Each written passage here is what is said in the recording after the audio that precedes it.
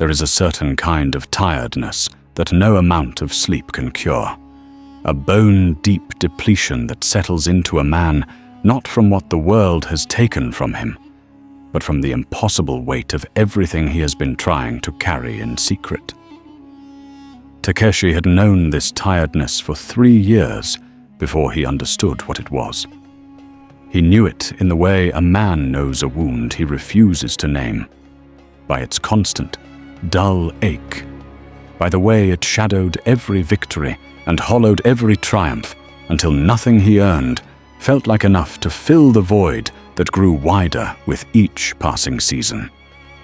He was 23 years old, trained since boyhood, and could outpace every student in his school on any given morning.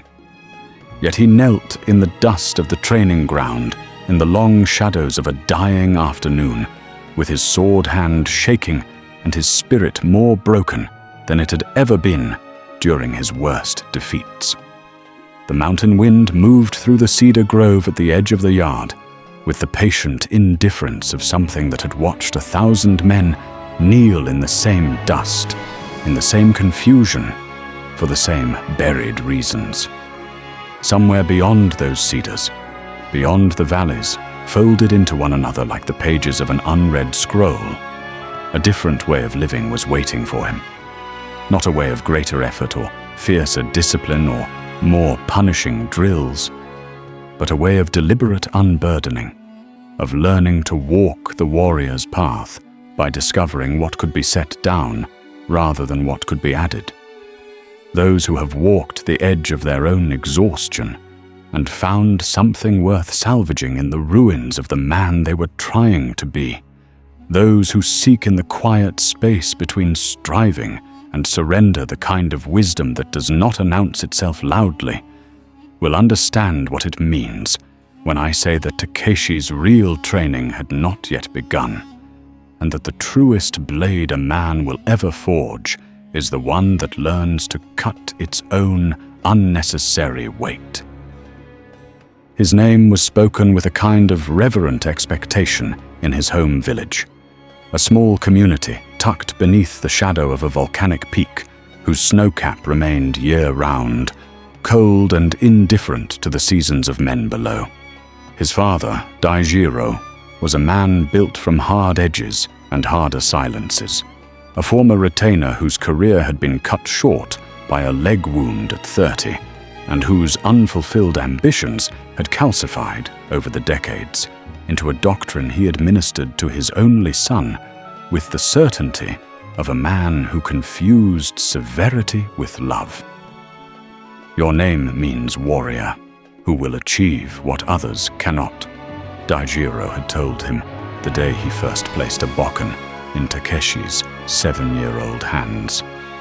There was no warmth in the words, only the weight of transfer, the weight of a man handing off his unlived life to a child too young to refuse it.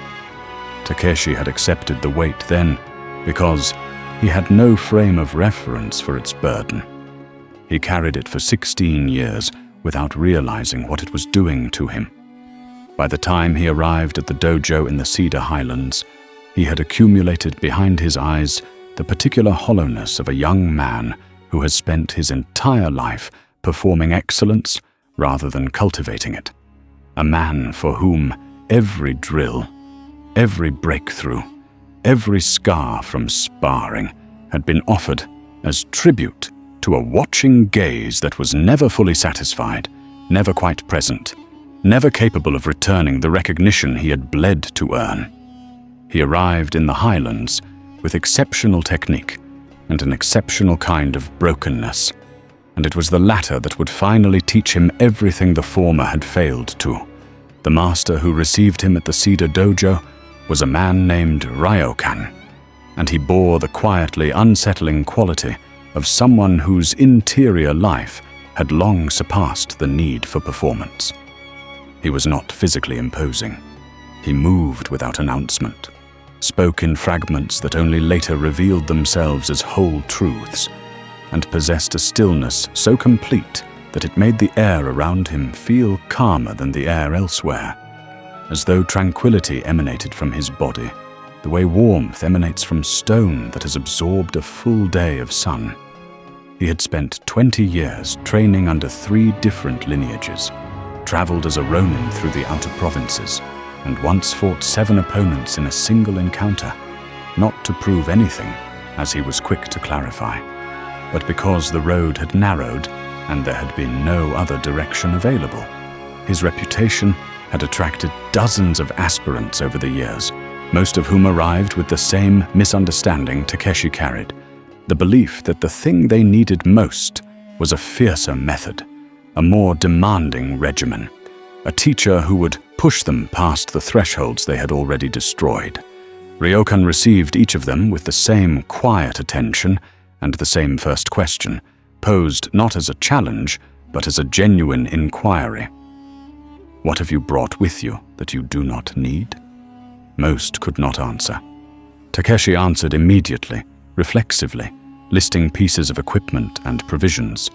Ryokan had simply nodded and said nothing more for the rest of that evening, and his silence had been more instructive than any lecture Takeshi had ever received. The first weeks were disorienting in a way Takeshi had not anticipated. He had steeled himself for severity, for punishing regimens that would crack him open through sheer physical demand.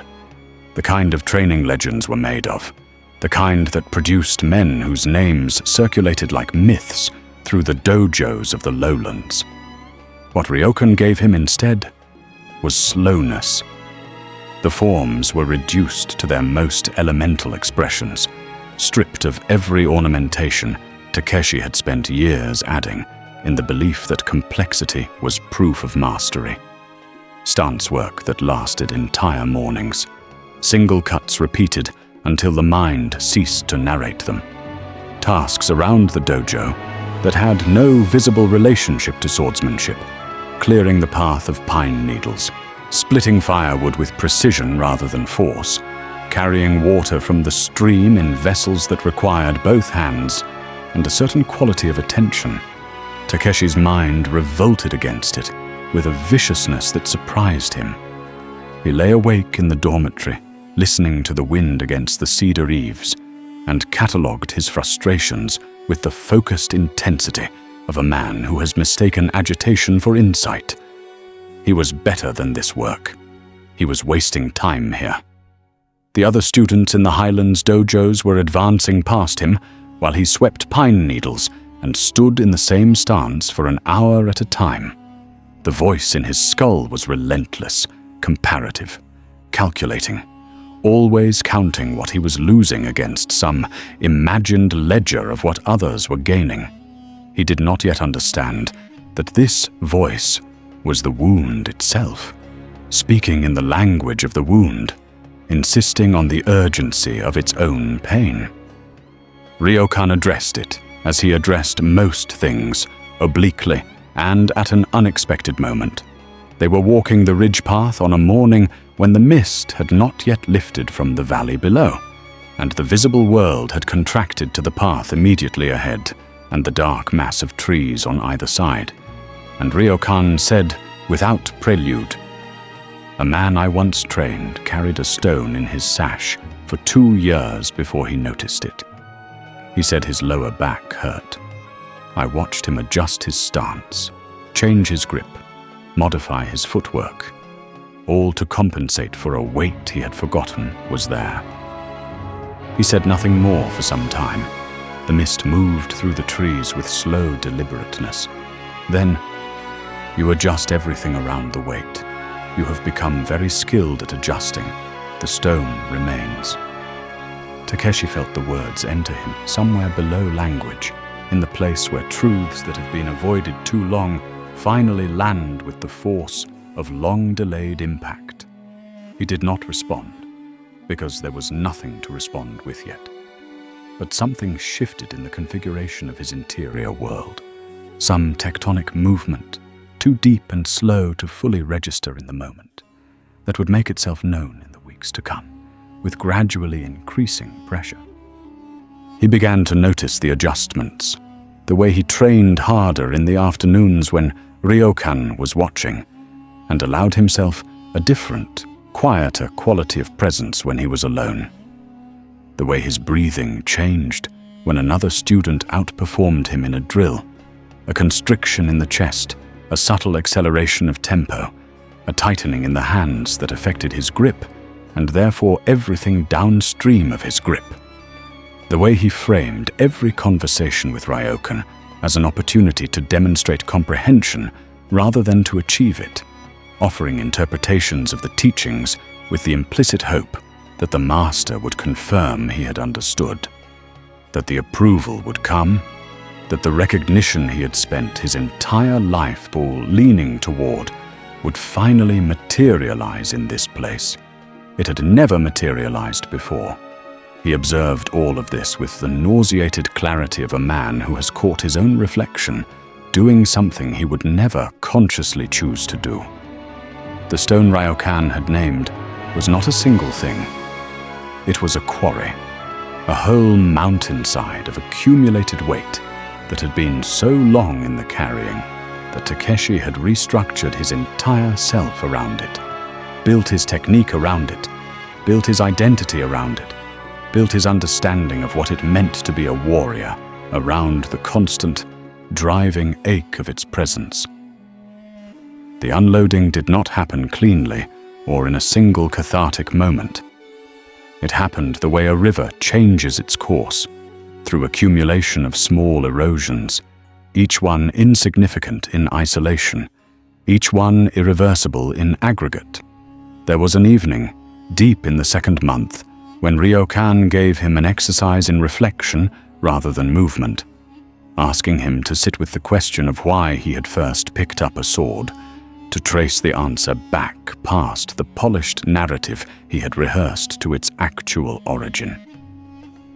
Takeshi sat with it for a long time in the low light of the oil lamp, while moths circled the flame with their own particular compulsion. What he found beneath the rehearsed story was not nobility. It was fear. The fear of a 7-year-old boy who had understood, in the particular wordless way that children understand the emotional mathematics of their households, that love in his home was conditional on performance, that the path to warmth ran through achievement, and that failure meant a coldness he could not name, but could feel on his skin like a change in weather.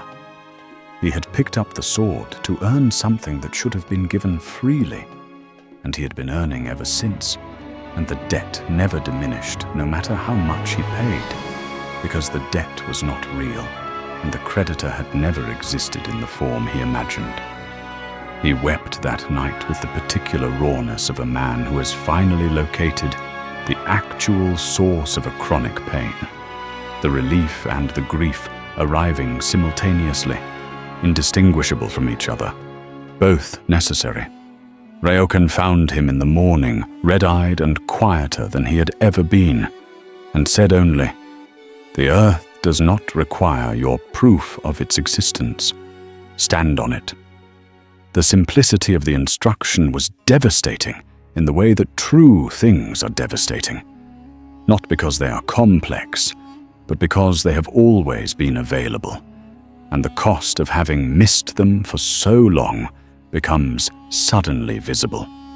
Takeshi returned to his practice that morning with something altered in the quality of his attention.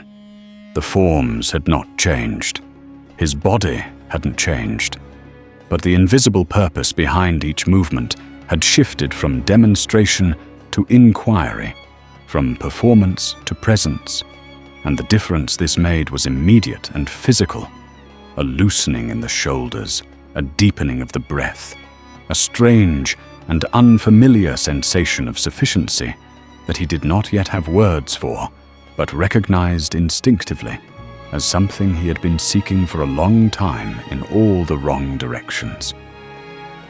The weeks that followed were a gradual dismantling, conducted with the precision of a man who has finally decided to examine the contents of a house he has lived in for years, without really looking at anything. He identified the comparisons, the constant interior surveying of where he stood in relation to other students, other schools, an imagined hierarchy of warriors in which his position was always provisional and always threatened. He named them aloud to Ryokan one morning after drills, his voice carrying the particular flatness of a man stating something he has been reluctant to admit. Ryokan listened without interruption, then said, "Musashi fought 60 duels. Do you know how many of them were against other swordsmen?" A pause. "All of them, yes. But the one he named as the most demanding, the one from which he emerged most changed. He fought against himself. In a small room, alone, over several months, dismantling everything he had assembled and examining each piece to see whether it served the path or merely served the story he was telling about himself." The reference to the old master landed in Takeshi with unexpected force.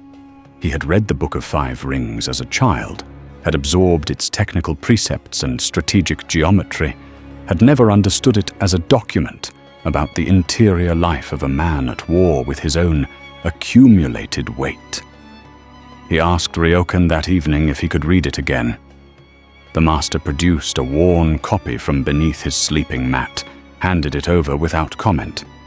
Takeshi read through the night and understood things he had missed entirely the first time, things that were not visible until the lens of his own excavation brought them into focus.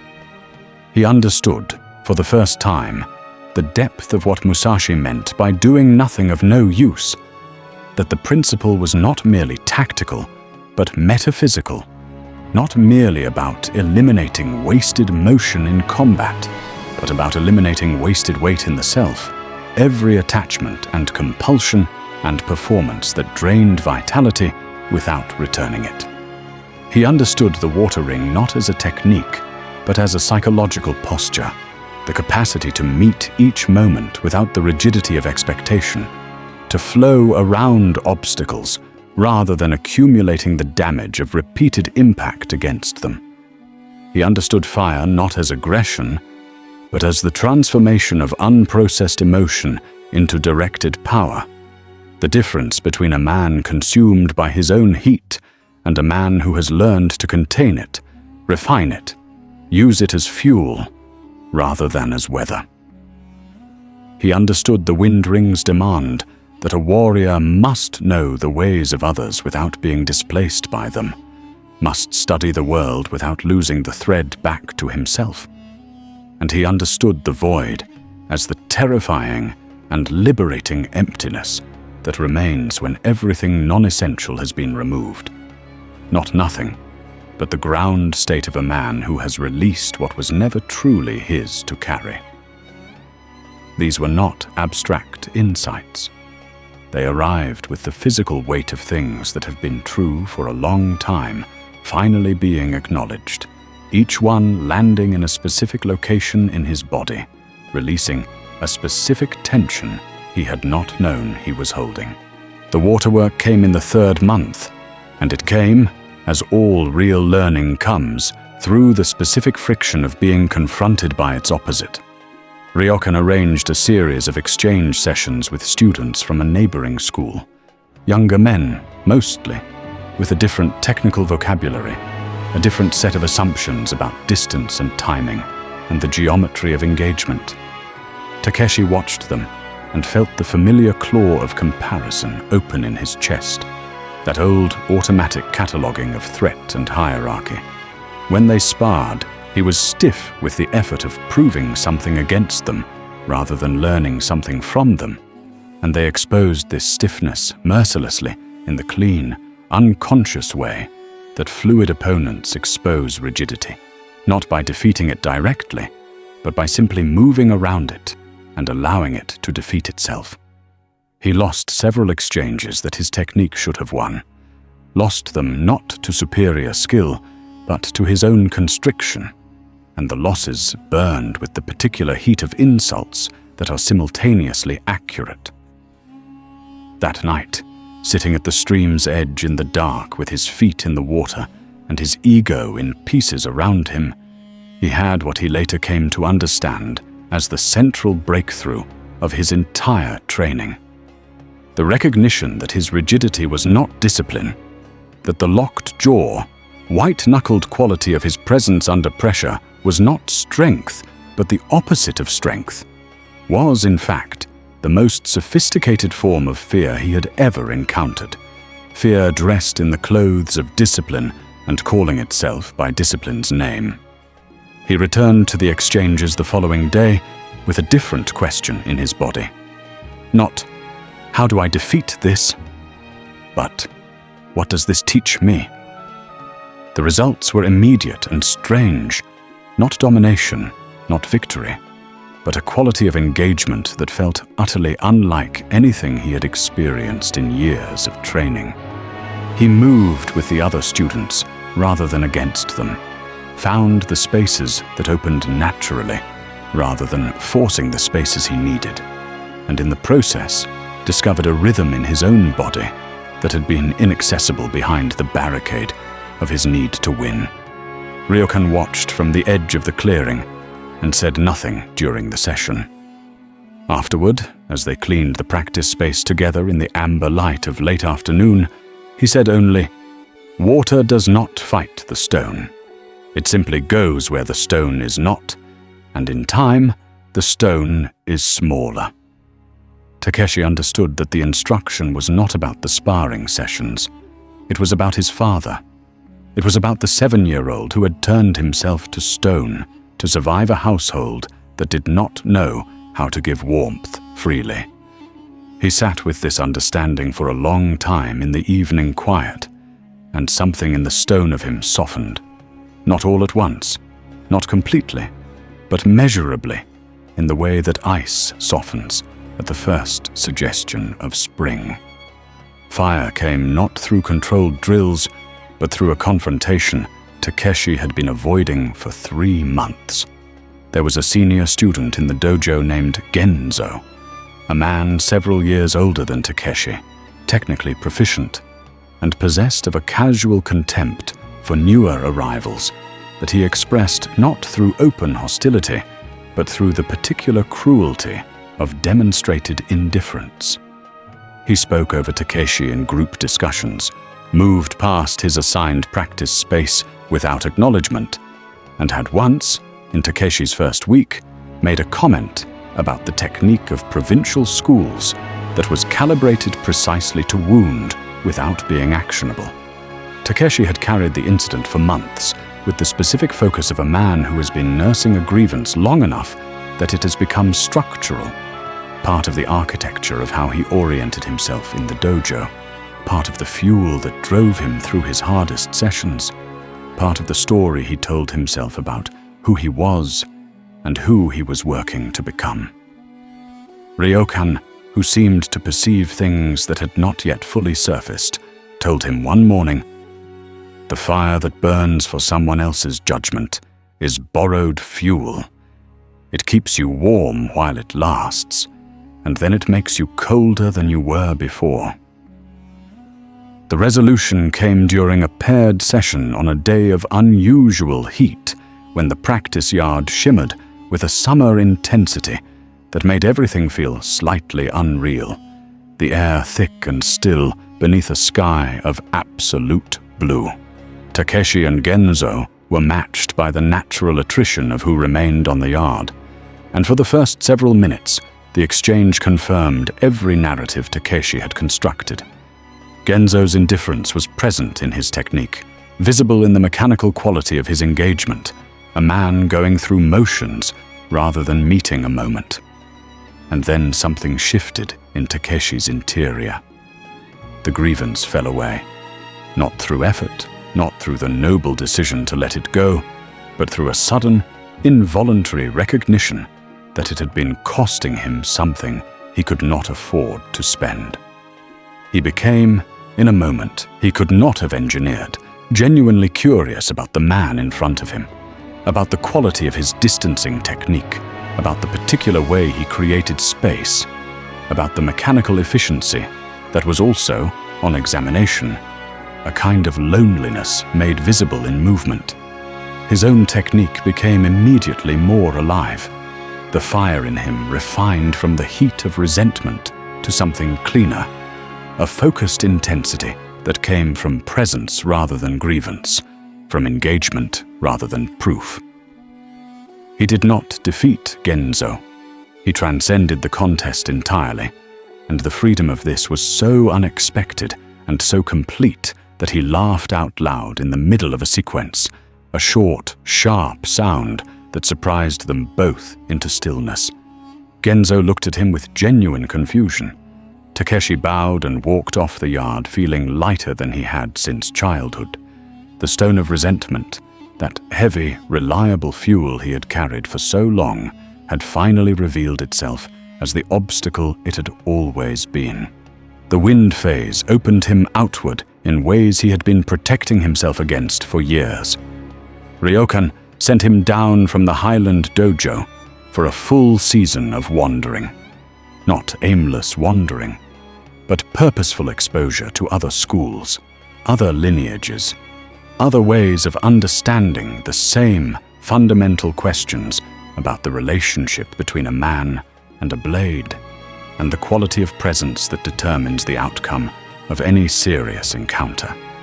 He traveled through the foothills and the coastal provinces and the inland plateau country, presenting himself at different dojos as a student rather than an evaluator, setting down his credentials and his assessments and his automatic hierarchical processing, and attempting, imperfectly, with frequent backsliding, to receive what each place offered without filtering it through the question of whether it was better or worse than what he already knew.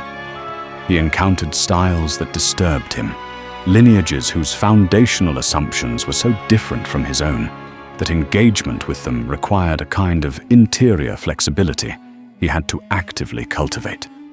He encountered practitioners who were, by conventional measure, inferior to him in technical development, but who possessed a quality of presence in their movement that he could not dismiss or diminish, a groundedness that implicated something deeper than technique, something he was only beginning to find in himself, and recognized, therefore, with the particular sharpness of partial understanding. He encountered, in a fishing village on the eastern coast, an old swordsman who had not trained formally in 30 years, and who spent his days mending nets with the same quality of attention he had once brought to his practice, the same precise care, the same total investment in the immediate task, the same absence of the performing self that corrupts so much of what young men do with their hands and their time. Takeshi sat with him for 3 days, ostensibly to discuss the old styles, actually to study the quality of a life from which all unnecessary weight had been gradually and deliberately removed. The old man spoke rarely and precisely, as people do when they have spent enough time in silence to understand the specific cost of every word. On the second evening, he said to Takeshi, "The sword teaches you everything until the day it teaches you that it was never about the sword." Takeshi wrote nothing down. He did not need to. Some things enter a man at a depth that writing only diminishes. He returned to the Highland Dojo in early autumn, when the persimmons were ripening and the maples were beginning their long, slow surrender to red, and Ryokan greeted him with the same absence of ceremony with which he received everything. They sat together that evening, watching the sky move through its colors toward darkness, and Takeshi attempted to articulate what the wandering had taught him. He found himself unable to render it into the kind of clean formulation he would once have offered, the kind of answer designed to demonstrate comprehension rather than explore it. What he said instead was, "I understand now that I was afraid of other people's excellence, because I was using it as a mirror and not liking what I saw." Ryokan said, "And now?" Takeshi was quiet for a moment. "Now it is just interesting. Other men's excellence is interesting. It shows me things I had not noticed in myself." Ryokan poured tea into 2 plain cups and handed one across without comment. In the gesture was something that Takeshi understood as approval, differently inflected than any approval he had ever sought. Not the confirmation of a performance successfully executed, but the simple, spacious recognition of a man who had arrived somewhere real. The void came in the way all ultimate things come, not when sought, but when the seeking itself had been sufficiently surrendered. It came during an ordinary morning practice 3 weeks after his return, when the light was coming through the cedar branches at the specific angle it comes in autumn mornings, amber and unhurried, and Takeshi had begun his forms with no particular intention beyond the doing of them. He had been practicing the same sequence for 4 months, the same 12 movements, nothing added, nothing modified, and on this morning, at a moment he could not have predicted and cannot precisely reconstruct in retrospect, the sequence performed itself. His mind was present but transparent, offering no narration, no evaluation, no comparison to any other morning or any other practitioner or any imagined future version of himself that had yet to make a mistake. There was only the movement, and then the next movement, and then the next, each one complete in itself, each one containing nothing extra, and the completeness was not emptiness, but its opposite, a fullness so quiet it made no sound. He stood still for a long time after the sequence ended, breath returning slowly, the amber light unchanged in the cedars. Something fundamental had resolved, the way a dissonance in music resolves not by being corrected, but by being heard fully and allowed to move toward its natural conclusion. He was not transformed into someone different. He was arrived at himself, at the self that had been underneath all the weight all along, patient and intact, waiting for the quarry to be cleared away. It was another 2 years before the test that the valley would remember came. A man named Sendo had established himself in the lowland territories as both administrator and terror. A former military man of genuine ability who had turned his competence to extraction, using his reputation and his cadre of trained men to squeeze the surrounding villages into compliance through the specific, intelligent brutality of someone who understands exactly how much pressure a community can sustain before it breaks. He had destroyed 3 attempts at organized resistance, and had, in the process, made himself into a kind of object lesson in the futility of opposition. When the message arrived at Ryokan's dojo, asking for a practitioner to represent the coalition of affected villages, Ryokan brought it to Takeshi without recommendation, simply placing the document on the practice floor between them and waiting. Takeshi read it twice. He felt, in the region of his chest where the old weight had lived, a total absence of what he might once have felt. No surge of the desire to prove himself. No calcification of purpose around the need to distinguish himself. No borrowing against imagined future recognition. What he felt instead was simpler and heavier in a different way. A clear-eyed recognition of capacity and a quiet willingness to spend it in a direction that needed it. He said, "I will go." Ryokan nodded once, as if the answer had never been in doubt. The encounter with Sendo happened in the main square of the largest affected village on a morning of unusual stillness, the kind of stillness that precedes significant weather or significant events, when the animals go quiet and the air holds itself. Sendo arrived with 5 men and the particular confidence of someone who has not been genuinely threatened in long enough that he has confused the absence of challenge with the presence of invincibility. He was a large man, technically accomplished, and he moved with the efficient economy of someone who has spent years being the most capable person in any given room. He assessed Takeshi with professional quickness and made the assessment that Takeshi recognized immediately because he had once made it himself about others. The assessment that collapses a man into his surface presentation that mistakes the absence of performance for the absence of substance. This assessment was Sendo's first and last significant error. What followed was not a prolonged or dramatic encounter. Sendo attacked with the directness of a man accustomed to overwhelming opposition through the application of maximum pressure, and Takeshi received him with the quality of attention he had been cultivating for years. Not the tense, effortful attention of a man trying to win, but the relaxed, total presence of a man who had removed everything between himself and the moment in front of him. He moved as the water had taught him, with the timing the fire had refined, from the foundation the earth had provided, informed by all the wind had shown him, emptied of everything except the specific requirements of each specific instant. Sendo was a powerful and experienced fighter, and he pressed the engagement with increasing force as it became clear that the expected yielding was not occurring, that his momentum was returning to him rather than destabilizing his opponent, that he was, for the first time in years, encountering a quality of presence that his force could not locate or compress. His breathing became audible. His combinations grew in intensity and shortened in precision.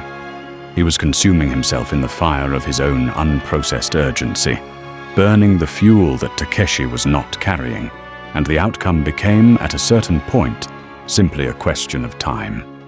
The disarm happened cleanly, without drama, in a moment of opportunity so small that Sendo had not seen it forming. He stood with empty hands, and the specific bewilderment of a man whose understanding of the world has just been revised by something he cannot immediately explain. Takeshi stepped back, gave him the distance that dignity requires even in defeat, and sheathed his sword with the same quality of unhurried care he brought to everything. He did not speak to Sendo. There was nothing useful to say. He addressed instead the gathered villagers, farmers and craftspeople, and their families who had been living for 2 years in the compressed, exhausted way that people live under sustained threat. And he said only, "He is not invincible. He simply met no one who had put down enough weight to move freely." He left before the celebration began, walking the road back toward the highlands in the early afternoon light. And the road felt, as it always felt now, like sufficient purpose. Not a path toward something he needed to acquire, but the path itself, which was already everything he required. There are young men listening to this who know the exhaustion Takeshi knew before the mountains. You know it even if your training is not with a sword, even if your discipline lives in a gym or a library, or the brutal daily work of building something real in a world that moves fast and rewards surface presentation, and will gladly take your vitality in exchange for the illusion of recognition. You know what it is to carry the stones, the comparisons that make every other man's success a commentary on your insufficiency, the approval seeking that converts every achievement into the starting point of the next required proof, the performance that runs constantly beneath your actions like a program executing in the background, consuming processing power you need for something else. You know the specific depletion of a man who is working very hard in the wrong direction, who mistakes the intensity of his effort for evidence of its wisdom, who has built his identity around the carrying of weight he was never meant to carry. The teaching that Takeshi received in the Cedar Highlands is not sealed in the past or accessible only to those who can escape to mountains. It lives in the quality of attention you bring to each day, in the willingness to ask what you are carrying that serves no purpose, in the courage to sit with the actual origin of your drive before the story has been polished into something you can present to the world. The sword that Musashi described was never only a sword. The 5 rings were never only about swordsmanship. The discipline being described, in those worn pages, in this story, In every tradition that has ever taken seriously the relationship between the inner life of a man and the outer quality of his actions is the discipline of removal, of clarification, of walking increasingly unencumbered through a world that will always offer you new weight to carry. Put the stone down, not because the path is easier without it, but because the path is truer. The warrior's real mastery is not in what he can lift, but in what he has learned he does not need to carry.